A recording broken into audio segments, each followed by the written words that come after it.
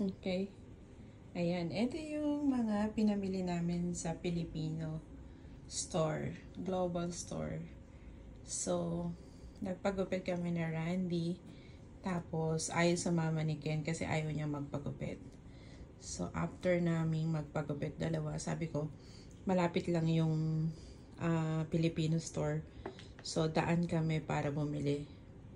Papunta doon, sabi ni Ken, tinanong siya ng daddy niya, what do you want to buy at the Filipino store? He said, nothing. I don't want anything. But, habang tumitingin ako nito, naghahanap ako ng sabon. Tsaka ito talaga yung gusto ko. Ito talaga yung ipinunta ko doon. Itong panlinis ng kuko. And then, guess what? Si Ken, bumili ng, ito ang sa daddy niya. Ayan, ito kasi yung kinakapi niya sa Pilipinas nung nandun siya. And then, all of this ay kay Ken. Sabi niya, wala daw siyang bibilhin.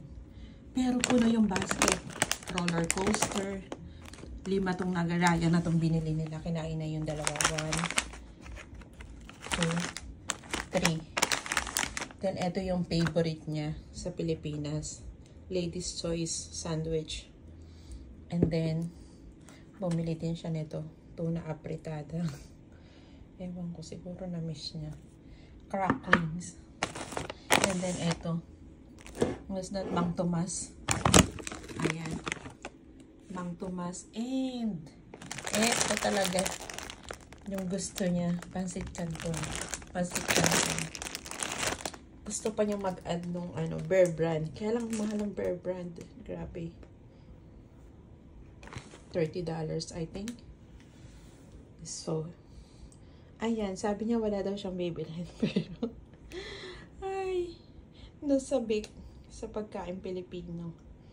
Ito, gustong-gusto niya talaga to. Pansit Canton. Ayan.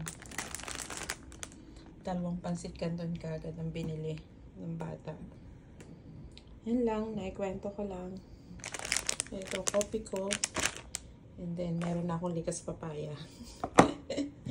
Ito, palinis ng kuko. Alright.